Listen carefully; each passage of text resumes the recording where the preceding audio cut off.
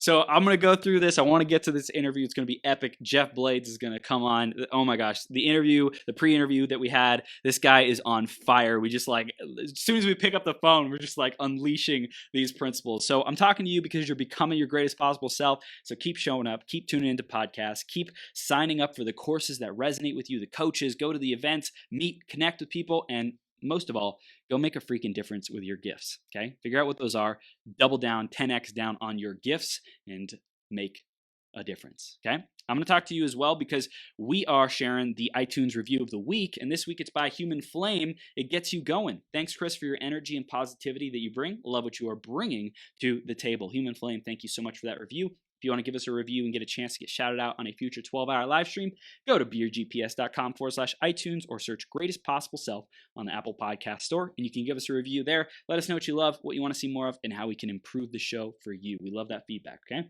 I'm going to introduce Geoff in just a second here. Before that, grab a piece of paper, grab a pen. The things that we're going to go into are freaking tactical. They're strategic. You're going to be able to take action on them because this guy has a burning fire for producing the results, the things that actually shift people's reality, the tactics, the strategies, etc. So stay tuned all the way till the end of this interview. It's going to rock your freaking world, okay?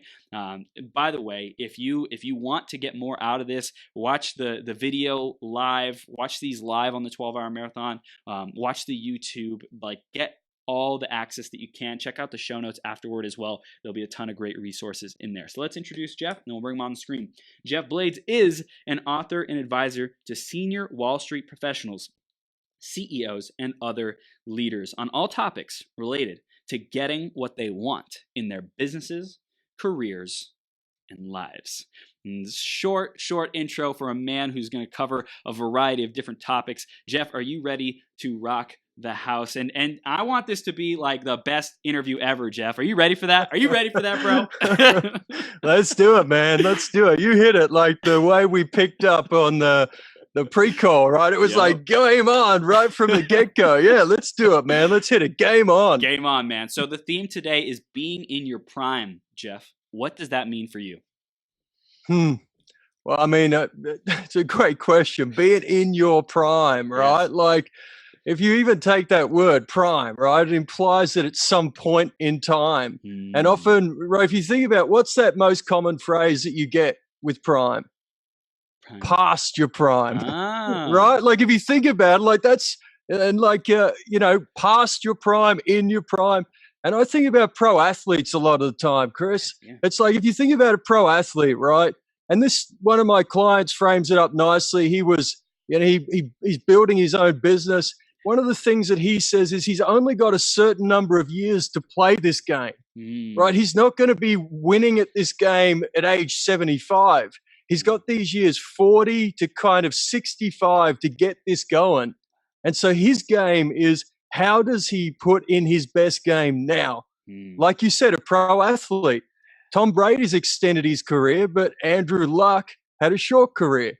So what is your prime? And I know where you're going, by the way, man. GPS, where's your prime? Your prime is when you make it your prime now. That's right. Right? Your prime is now, right? Your prime is, how do you look at wherever you've been and tap into the best of who you've been in the past and bring it into now? That's right. So if you're, living Bruce Springsteen, days of glory, hey, that's all good.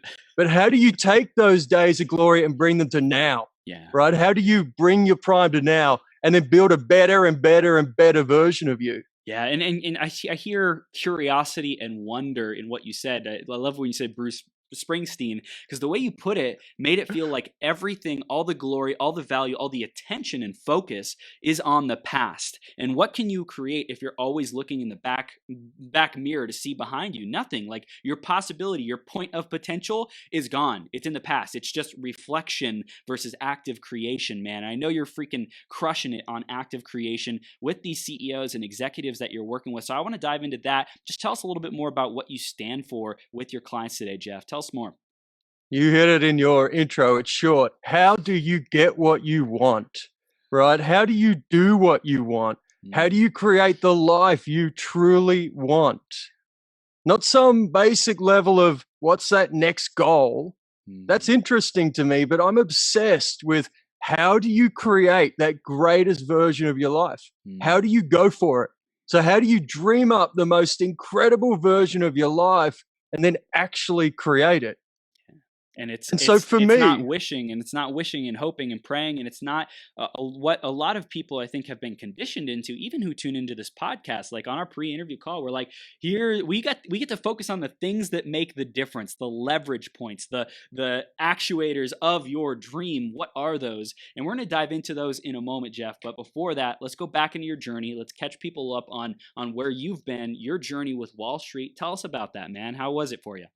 well, let's hit what you said, right? Which is that our mandate is how do you actually do it, right? Because that's exactly, it's all I care about, Chris. Like even personal development to me, I'm obsessed. I never stop. If you look at my programs there, from the minute you wake up till the minute you go to sleep, but I'm not into personal development. I'm into personal development as a vehicle for living that greatest life, right? For creating your greatest possible life.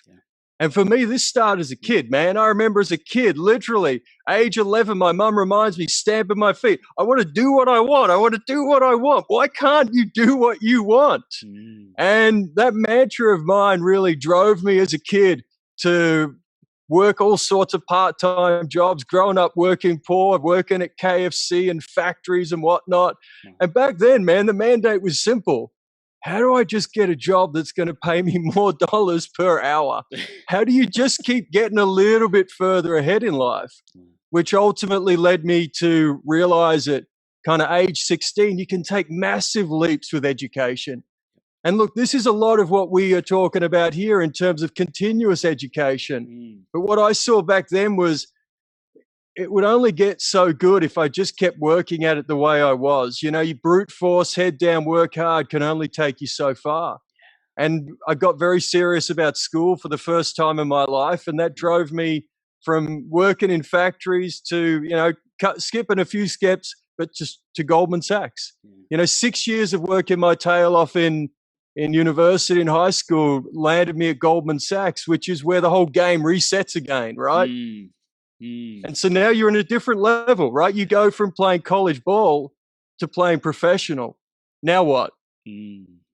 Right? Be careful what you wish for, right? Yeah, and how do you continue to maintain, I have value, I'm good at what I do, and I can succeed at this. I can be my greatest possible self when confronted by just overwhelming everyone else is doing so much better than me. Everyone has so much more skill. They've spent more time. They have more accolades, blah, blah, blah, blah, blah. It can be really intimidating for a lot of people because I think we were conditioned to care about what people think. We're conditioned to be influenced by societal programming. So we get to really break through that BS because that doesn't serve us, Geoff. So how did you grow through that phase of your life, man?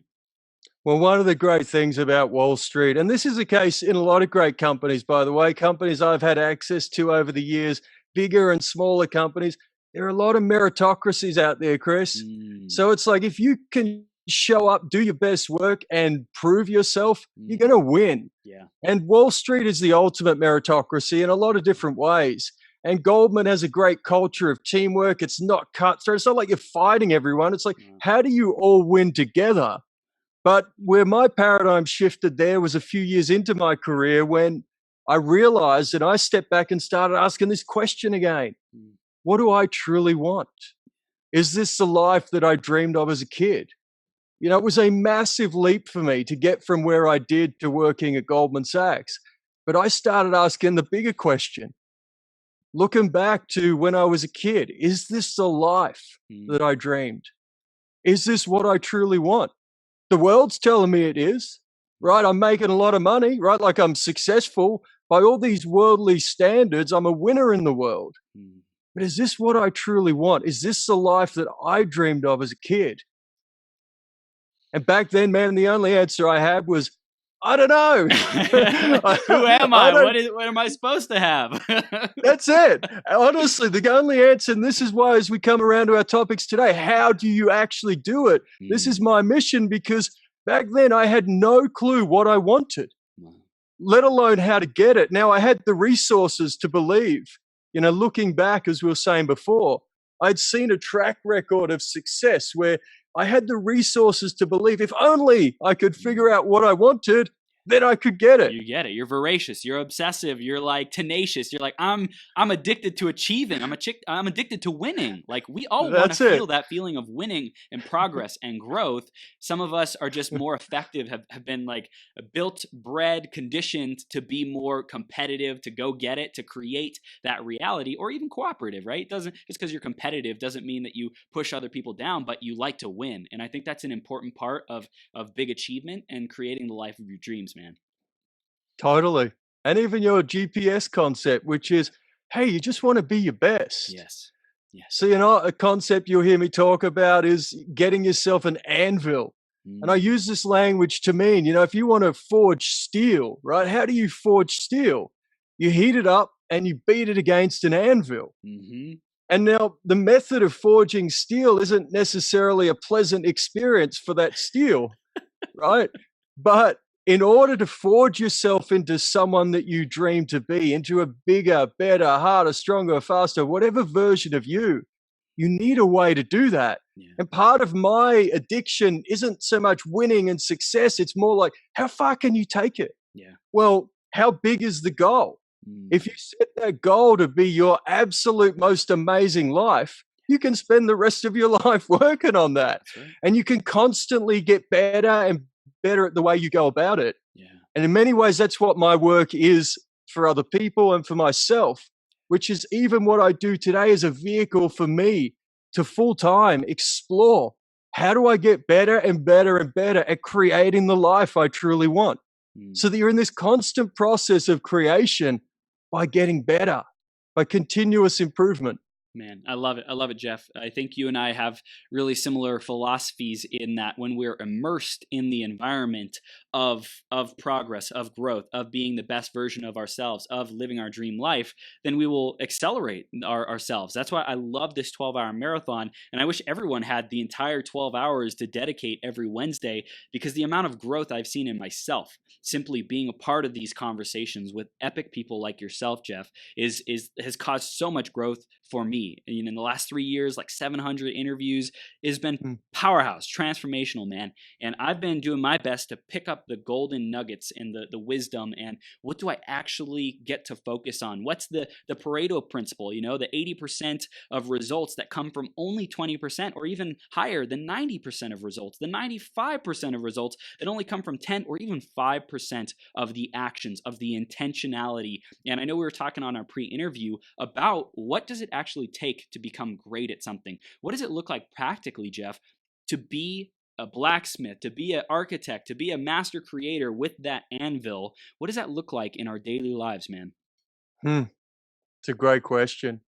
One thing you said earlier, it was very simple, but it was grab a pen and paper, right? Yes. Like, you notice how simple that is, but what does it do? And I've seen you writing notes, right? What does it do? It says, I'm not just listening, I'm writing down notes. Meaning, what does it actually take? And this is, as we go deeper into this, it will sound very simple because it is. But what I discovered in stepping back and starting to read books on personal development was, as we talked about in our pre-interview, a lot of it was just basic. A lot of it's redundant. A lot of it is the same ideas just repeated in different ways. Yeah. Now, there's a lot of value in that repetition, by the way, but there's also a lack of innovation. What Napoleon Hill wrote in the 1940s has been said, by, hundreds of new age people claiming to actually be delivering insights. And it's true, like there's a lot of room for different voices, but in the end, what I was focused on is, okay, great. I've read thousands of books. How do you actually do it? What does it actually take to do it? And to come back to your pen and paper, is how serious are you about doing it? Yeah. How serious are you about actually growing or developing or driving those goals that you want? And then if you ask that question, now you ask yourself, well, what would you do if you were real serious? Sounds very basic, but I built a concept called the system of learning.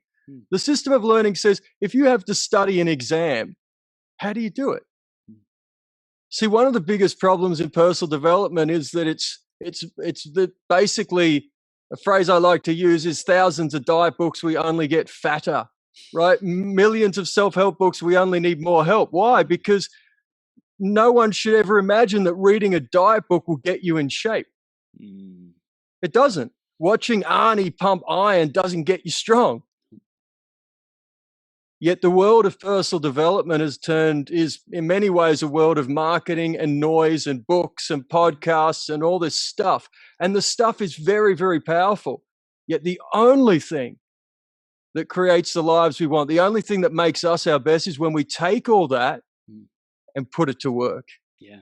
Yeah. And I think that's the anvil, right? What I'm hearing is the books are just reinforcing and support to do the thing that it takes to get to that dream life. But if someone's not clear on what their dream life looks like, and I think clarity is so freaking powerful today that so many people are missing clarity on not just the long term, but also breaking that down into bite-sized steps. Like, how do you actually approach it on a daily basis? And I know we were talking about, like, what is the activity or the action that you can dedicate an hour or 2 hours every day simply to practicing, to mastering, to like this one thing that you know will make the biggest difference in your life. Maybe it's writing. Maybe it's writing 1,000 words a day. Maybe you are out to be a world-class author. I'm talking to you listening right now. We have a lot of authors, speakers, entrepreneurs, world-changing visionaries in the audience. What are you doing to put that message into existence, to go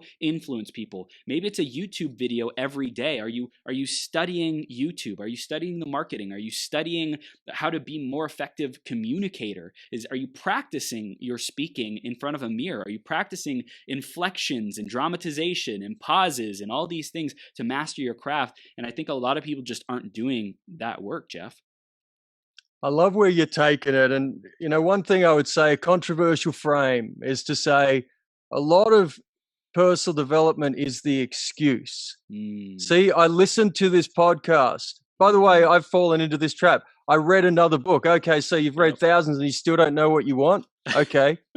What are you going to do? You're going to read another one? Yeah, I am. Well, I listened to this podcast. Oh, I read Dale Carnegie. Okay, well, how many times did you read it? Did you study it? If you were to take an exam on his 21 principles, do you pass? And the excuse, though, because this is the core of it, right? The core is that us humans face resistance. In anything that's hard, we will come up with just about any reason not to do it. And knowledge becomes the resistance. A phrase I use is knowledge is impotent. See, it sounds important. It is. Knowledge is important, but it's also impotent. It only matters what you do with that knowledge, how you take it and put it to work to drive what really matters to you. But if we accumulate knowledge, or we say, I listen to a podcast, most of it's infotainment at best. Versus if you're listening to this now and you've tuned into 5 hours, you've heard so many amazing pieces of intel. And then the works, right, is how do you take it, build it into a systematic method? See, a phrase you'll see on all my master classes and a lot of my work is, what is your method? So to your point, right, which is, hey, if you want to get good at internet marketing, or you want to get good at YouTube, or it might be copywriting or writing your book, there's a million ways to do it. My primary question, though, is very simple. What is your method? Do you even have one? Take the physical. I like the physical workout metaphors. They're very simple. If you wanted to lose weight, okay, you go buy your thousands of diet books like nearly everyone else, and you never lose weight. Or you set your New Year's resolution and you show up at the gym for 3 weeks and then you quit. Right? But someone who's serious about being in shape, take a professional athlete. It's a method. Everything they do is a method. If you're a pro basketball player, you have methods for the way. There's an expert out there. Do you know this guy, DreBaldwin? Have you seen this guy? He teaches, he has his phrase is work on your game. He started doing videos about ball handling skills for basketball because he played pro ball. That mindset of an athlete is, if you want to get good at handling the ball, you handle the ball hours and hours and hours a day. You have a method. And where if you get to the core of my stuff, it gets really, really simple. This notion of the how within the how. Okay, if you want to build a limitless mind, if you want to build your greatest possible mind, there are millions of books out there. full of affirmation. Maybe I'm exaggerating. Thousands of books out there on affirmations, on hypnosis, on NLP, on psychotherapy. There's all this stuff. Yeah. You could pick any one of them. There's lots of good stuff out there. But all that matters is, what is your method? Like, how do you take that and then train it every day? Yeah. And you asked a question before, like, to chunk it down and make it really practical. This notion of the system for learning, which is in my first book, is how do you actually build skills? Because it seems obvious.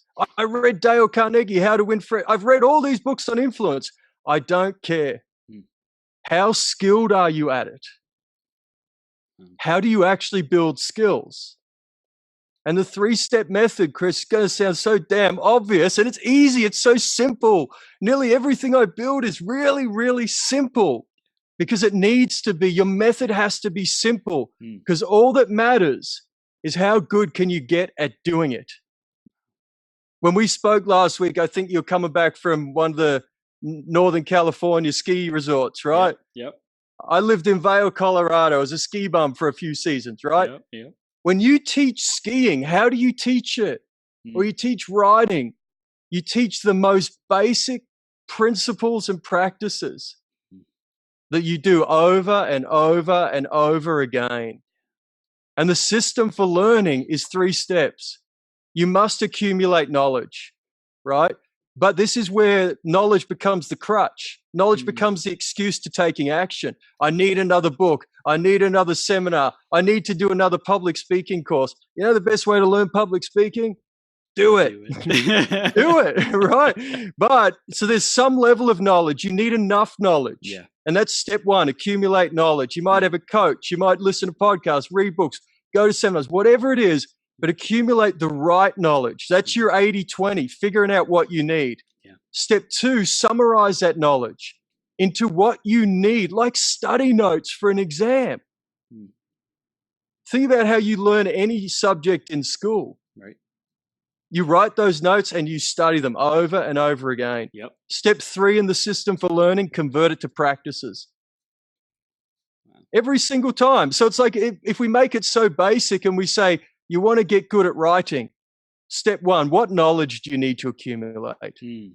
Step 2, how prolific are you? If you're really serious about knowledge, you're constantly accumulating it. But that's not the crutch. No. That's just to keep informing your principles because you're building that summary knowledge. And step 3, what are your practices every day? And the reason I go into it in this way with you, Chris, is just to say, hey, there's a million ways that you might build a method for yourself. Right. But what matters, like if you want to get good at writing or speaking, whether you stand in front of the mirror, whatever it is, but build a method. Yeah. Build a method to get good at it. Yeah, let's talk about, I love this practical example of sales, which I think a lot of people don't do. And it's an area that a lot of our listeners want to grow in. They want to get more clients. They want to impact more people. So accumulate knowledge. So let's go read a couple books on sales. Let's go to an event that teaches sales training. Let's hopefully get a process for sales and how to sell someone into a package, a coaching, a high ticket offer, etc. Summarize that knowledge. Okay, so what are the steps that I need to go through to convert someone into a sale? Is my process, is it thought out? Is it well thought out? Does it make sense? And then the convert it to practices is, how do I actually go practice this sales technique? Do I do it in the mirror? Do I role play with friends? Do I track what progress I'm making, the number of sales or number of misses when it comes to sales conversations? What are the practices? Maybe it's practicing objections. Maybe it's just visualizing a sales conversation going effectively. Whatever that is for you, you get to decide on what are those practices that you need to do that will help you improve the most. And I think when people study their area of expertise, what they want to get great at and be world class at, then you're going to find out what are those practices. A lot of people know the practices, I think, already. They just haven't done it. They haven't converted it to a practiced work ethic, a method that says, hey, I'm going to do this every day at 9 a.m. and practice for 2 hours. And then after that, I'm going to go into whatever my next activities are, whatever the business model is. And I think if we simply set up that commitment, if people commit to that habit, to that method, then we'll start seeing, okay, what's the underlying problem? Am I doing the method? Am I following the method, or am I not? In which case, do you need accountability? Do you need support? Do you need other things to help you do the dang thing? Because I think a lot of people struggle with that, but it's really simple, Geoff. I love how simple you make it. Well, and that's a beautiful example too, Chris. It's really, and it's right on, because it's one thing I want to be very clear on is it doesn't minimize that these are complicated topics. Like the field of selling, to build the programs that I've built on selling, and we build sales teams. I just came off a call this morning with a client where we're building sales teams using technology that I've built over 15 years, basically. And so the amount of research that I've done into what actually is selling, and then broken it down into highly systematic methods, right? And I use this in our consulting firm. We use this to raise capital. If you want to start a private equity firm or fund a startup, how do you actually raise capital? We use it in terms of actual selling, in like the client this morning. The point that I want to keep drilling is if you want to learn internet marketing, there is a lot of stuff out there. It's not to say you need a small amount of knowledge. You need to filter as much as you can to get to the best ideas. And you never want to stop. And then to your point, where does the rubber hit the road? It's not in not knowing what to do, man. It's the resistance in actually doing it. See, when we're building salespeople, the fact is there are lots of rules in building salespeople, like hire 2, try them out for 3 months, fire 1. Because it's not that we can't teach them the absolute best methods. There are folks out there who built highly systematic and excellent methods. It's, can you get the person to do it? And will they do it and get better and better and better and better at it? And look, if you break selling down, there's 2 branches that you want to nail. The first is lead generating, right? The number one mistake all salespeople make, or many of us make, I've made it, I'm sure you have, is you're trying to sell to everyone, right? Whereas the number one rule of selling is lead generating, is getting in front of the right people. And that saves you a lot of time, but it also forces the brain to do something real hard. To cut off leads that are wrong, to shorten your pipeline, to do those things where we want to trick ourselves. But I've got all these people I'm talking to. Who cares? They're never going to buy. But again, like I want to really take your example. It's a beautiful one. And the listeners, it's one that any business person, this is business. When I was on Wall Street, man, I thought I understood business. You don't. Sales and marketing is one line item on an income statement. Now actually go into a business and recognize, no, sales and marketing is the business, right? No revenue, no business. But how do you actually do it? And so again, the method though is the same. Accumulate the right knowledge, build a systematic method, not just some principles, a highly systematic method. Develop your practices and drill it every day. Do it every day. Wow. How many people do you have to call? Yeah. Well, I'm curious in terms of leadership. I think a lot of people want to be better leaders as well. What would you say is a method that someone can develop to be a better leader, Geoff? Let's talk about that one in the same framework. Right. So if you take that framework and put it onto you, Chris. So by your definition of what is leading, how do you want to lead? Why does it matter to you? What is your version of leading, right? So define it. 2 is, what's the knowledge that you accumulate around doing that? So what might that be for you? Where might you go to learn it? What really matters to you? Step 3 is that systematic method. Now, ultimately, this is the core of it. And you see on all my work, the core is build your systematic method. Because once you've built that, with my clients, if you say run a private equity firm, your business is to buy companies. You've got CEOs who work for portfolio companies. You get so little time with every CEO. You can't lead them like the CEO of a conglomerate. So what do you need to be able to do? I train private equity type guys and my sort of people. You don't need to become an expert on leadership. I know this is a whole can of worms, and there's millions of great leadership, whatever. I don't care. All I care about is what's that method that you need. So if your version of leadership is thought leadership like you're doing now, what's your method? If your leadership is you run a business, what's your method? And then practice it every day. So even the word leadership in NLP, it's called a nominalization, meaning it's a thing that it's a process of leading that gets turned into a thing called leadership. And now it's a noun. And once it's a noun, it's basically useless. Now you get all those people at Harvard Business School talking about leadership and writing papers on leadership, and you've got all these seminars on leadership when it's a verb, which is, no, you're going to show up today. What is your method for leading today? And then every piece of knowledge you take gets filtered into your method. So you're not just reading stuff and you think that you understand leadership. You're taking it, you're building your method and working your method every day.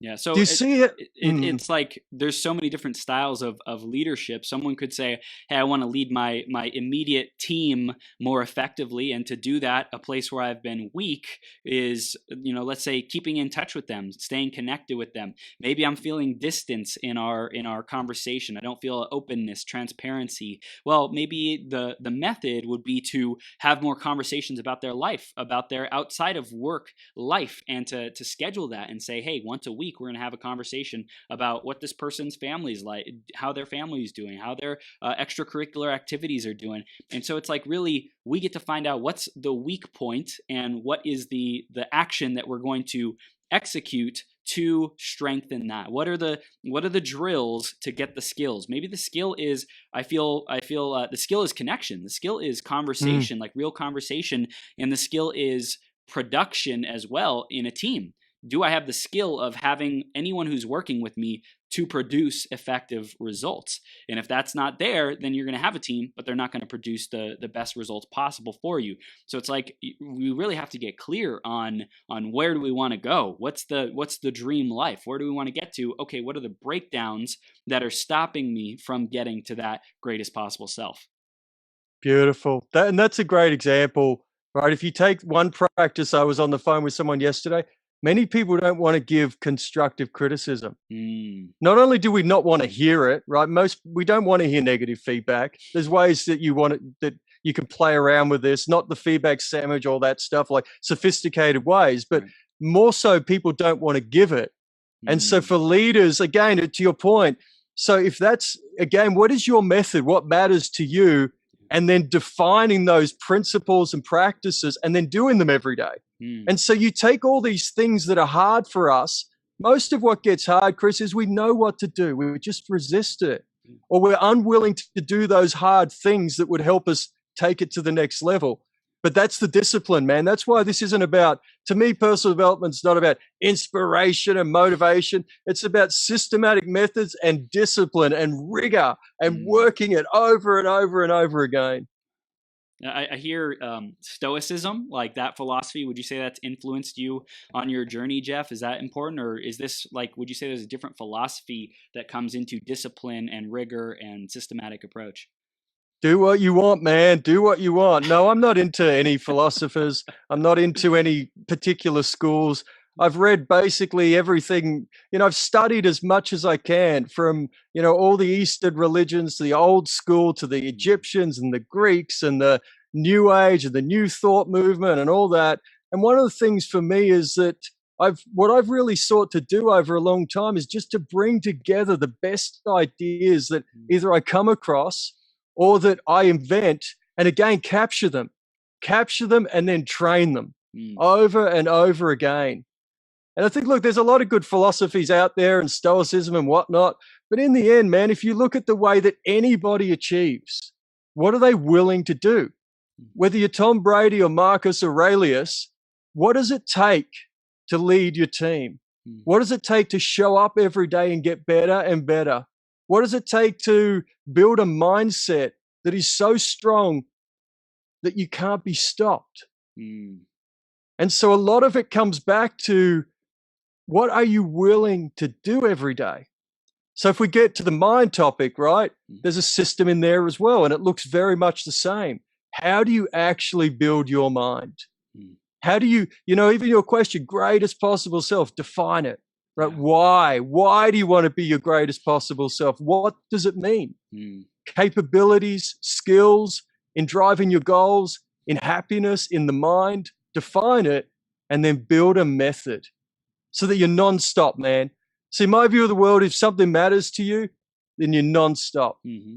Non-stop. There's no kind of, I'm into a little bit of this. You're either in or you're out. Yep.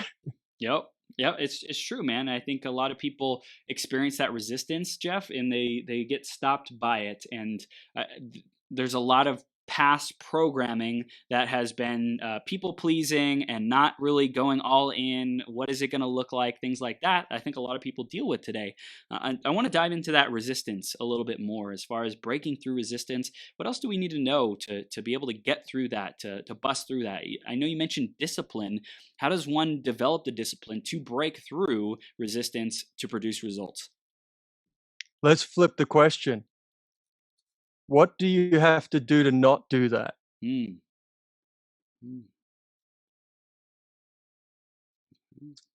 What do you have to do to allow resistance to stop you?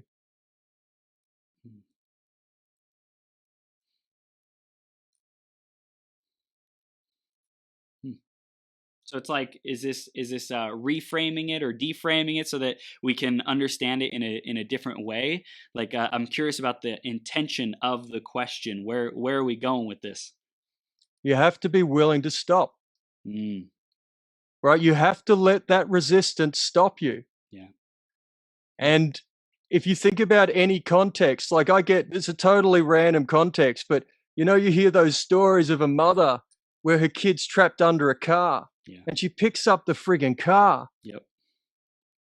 And the point being that there's no logical reason why she should be able to do that. But her why is so big that it matters so much to her, she's unwilling to be stopped. Like the Marcus Luttrell, the SEAL team in Lone Survivor, right? Like, the SEAL mindset and the SEAL mentality and what they build them to do is find a way to win. Yeah. That no matter what is going on, you never stop. You must find a way to win. And so I reframe it, or I flip the question on its head, because resistance is resistance might be the greatest disease on the planet. Wow. Right? Like the story of the human race, Abraham Maslow said something like, is a story of selling itself short. Is a story of limited potential. Is a story of operating way beneath our potential, not just as individuals, as a species, right? Wow. What we are capable of is unbelievable. But what have we done for the last 3,000 years? Right? And so if you think about that individually, to dream massive and really go for it, of course there's going to be resistance. Like you said, we're all messed up because we were born. We're all messed up because we went to school. Yeah. We had parents. Like, we all have these things in our heads that hold us back. Things are hard for all of us. If you are doing something that you've never done before, you'll face resistance. Yeah. Stephen Pressfield's book, by the way, on the art of war, right, which we all talk about in terms of resistance, because it's brilliant. And the notion is simple. The more it matters, the more resistance. So what are you willing to do to never be stopped by it? And that's why I flipped the question, Chris, because my only answer to resistance is I've faced so much resistance in doing what I do, so much of it that was mind-busting hard, years and years of my life. And the only way I know how to solve it is what we're talking about, being unwilling to stop. Being unwilling to stop and just building better and better methods to drive it. Like all the methods you see on my masterclasses, like a method I built is called Ultimate Days. From the second you wake up, how do you get your mind into the best place? From the second you wake up. So all day, every day, how do you hone your best mind, feelings, and actions? And so all you do is you have systematic method. Because when I was stuck in writing my first book and building this, it was so damn hard. I needed to find ways to just keep going. Yeah. And that led me to become a lot more expert on the mind. That led me to then go develop a lot more tools. That led me to build what I've built for other people, like methods to get into the flow state. Why? Because I needed to get beyond resistance, because I was unwilling to be stopped. And to get more practical, real practical, if you're facing resistance in some area of your life, which you are, because we all are, make it so damn small. Pick the most tiny action that you can take right now. Like if you want to get good at writing, don't set the goal to write a book. Set the goal to write for 5 hours today. Yep. But make whatever it is, by the way, in the world of meeting women, right? The world of pickup, there's a notion called approach anxiety. The resistance in pickup, even for people who are pros, is you see the woman, you got to go over there. That's the point of resistance. If you could just get beyond that, nearly anyone can get confident at it. Yeah. But that can be really, really hard to get beyond, because wired in that, to your point, man, is like 14-year-old boy in school, the girls aren't into you, some girl who dumped you at age 16. We've all got this in our head. Yeah. So are you willing to let the resistance stop you? Or build a badass method to just drive a friggin' truck through it? Man, I love it. I love it. Geoff, you have these master classes that you've been mentioning about. I want to dive into that as far as like building this curriculum and these different methodologies and master classes. What are you out to achieve with that? What do you want to help people do? I know it's to help people get what they want. Can you dive into that a little bit more? Yeah, the thing for me, what I discovered was, I've been making this up as I go. When I left Wall Street to do this, I didn't know anything about writing a book. I didn't even know anything about the world of information marketing. I'd never even listened to these people or tuned in. I had no clue what I didn't know. It was such a retarded way to go about it, right? But it meant that I had to learn it all. I had to be able to figure it out. And so in many ways, what I just kept figuring out as I go is, how do I do what I do for other people in a way that's valuable for them? The masterclass, the audio masterclasses are designed to be systematic methods that I built for myself at some point, and then I ultimately build for my clients. See, with a client, I only work on retainer. I only work with an exclusive group of clients. And so we work it week in, week out till they get what they want. I don't want to advise people for 3 sessions or whatever coaches do. I want to partner with people so they get what they want. Yeah. And that basically is building highly systematic methods, like the stuff we're talking about. Okay, so you want to build your firm from scratch to the biggest company in the world, as one of my clients wants to. Look, part of being crazy, Chris, is you get surrounded by crazy people, man. Yep. So I have clients who want to build the biggest company in the world. And I say, hell's yeah, let's do that. Let's go. Let's do that. And then what do you need? What's the method that you need to build to do that? And then the audio masterclasses are designed for other people to do that. Meaning it's not just random ideas. It's a highly systematic method that you can put to work, like my clients, over and over again, and just keep working it all the way, right? All the way till you get what you want. I love it. I love it, man. I'm curious with the audio format. I think that's unique, that a lot of people don't do audio. They might do video or different things like that. What had you choose audio? I'm old school, man. I'm old school, meaning that this is how I learned. Yeah. See, and this is extreme, by the way. The reason I don't like video training, and by the way, now this is one of our phases we're rolling out, but a reason I don't is because I want to be jacked into my programming all the time.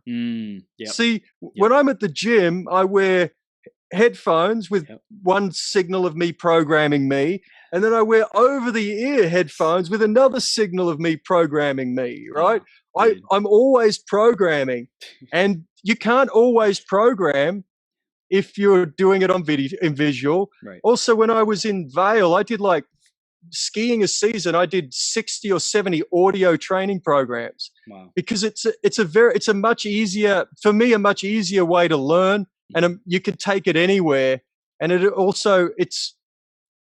I don't know, look, there's different modalities that we want to learn in, but we're talking 17-hour programs here. Like, for me to sit behind the screen and watch a video for 17 hours ain't going to happen. No. But if I can be jacked into it all the time, like these programs, you can take them anywhere, listen to them anywhere. And then it's a matter, because again, it's a system, man. It's not just me rambling. It's, here's the system. Here's how we put it together. Here's how you build your workbook. And then you do it every day. You put your system to work. Dude, I love it. I love that you said you have two sources of audio. I've also spliced audios together, like audio files, MP3 files with like a audio editor, and been able to put on like a music track and then affirmations in the background. I might even add like binaural beats or isochronic tones to like get my brain waves entrained. So it's super awesome. I never even thought of, hey, I can have one set of earplugs that are super small and minimal, and then on top of that, it's another set of audios, man. It's freaking awesome. You're going to be into that one. I mean, I can tell how extreme you are. By the way, everything I do has a binaural beat backing track as well. Because I think, look, if you come back to it as well, what are we saying? For anyone who's listening, how serious are you about conditioning yourself? Because if you're serious about conditioning the mind, if you're serious, every single thought, what I call EFT, and I don't know if I can cuss on here, but you know what the F stands for, right? EFT or ATFT, and you know what the F stands for? All the friggin' time. Meaning if you're truly serious, I know it's extreme. I am extreme, you know that, man. But if you're serious about conditioning the mind, every single thought, every thought. If you're serious about conditioning the body, every single thing you eat. If you're serious about conditioning the way you feel, every feeling. If you're serious about manifesting technology, you recognize that comes down to every single thought in the head, every feeling in the body. And so my method, like that ultimate days, man, my method is every single thought. But again, that's extreme, and you have to be crazy extreme about it. But if you are, you want to be tuned in all the time. You want to be, every second you want to use to be creating this greatest mind. Because talk about greatest possible self, it's the mind. This is the whole game. Yeah. And also I know in our call before, you're talking about like, dude, I want to be around, I want to empower, I want to influence these billionaires, these billion and trillion dollar companies that are number one.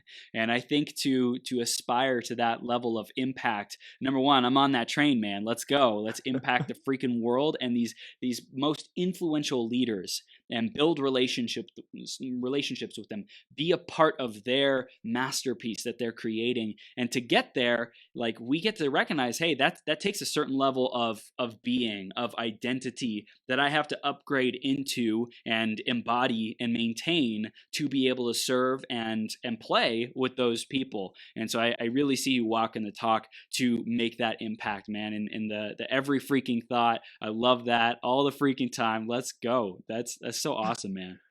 Well, and you're hitting on real powerful stuff, right? Like self-image, right? And your own belief and how you visualize you in the world and what you're worth and all that stuff.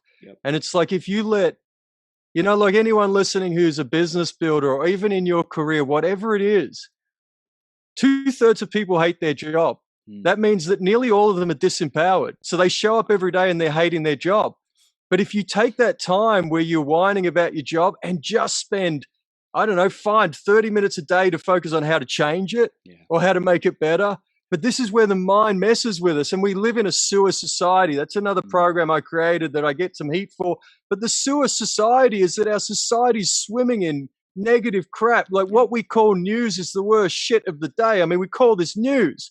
Social media is full of just hating on each other. The political system is hating on each other. If you can just create that space for yourself where you can purify the mind, right? If you can constantly purify the mind, every friggin' thought. Yeah, and I when you say purify the mind, I think of the image of the dirty glass, and it's like when people keep putting the clean water in, eventually, like it'll overflow the dirt, overflow the dirt, overflow the dirt. You just keep pouring that clean, good water in, aka empowering thoughts, reprogramming, things like that, being around great people who lift you up, and then eventually you'll have a super crystal clear glass. And I think it's just it's the discipline. It's saying, hey, I want a clear glass. I don't want people's trash in my mind. I'm not going to let someone come into my mind, into my space, and dump their trash into my mind. And so we keep evolving through these different circles of friends, these different communities, until we're at a place where we're like, I literally don't have any shitty people in my life because I've kicked them all out. Like there's zero tolerance. Beautiful. Well, look, I know we're coming up on time. What I would say is notice as well what you're saying, which is that's the method, right? So if you come back to the mind, the system for building your limitless mind, by the way, that's a free ebook on my website and a free masterclass, which is that system for your mind is take what you said and build your method again. And there's only 3 steps in that system. Step 1, recognize the philosophy of your mind.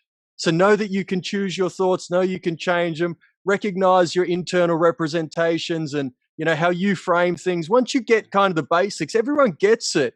Step 2, build a powerful set of tools, what I call performance tools. Like one of the tools you just said is I'm going to kick people out of my life. Belief is a performance tool, right? Yeah.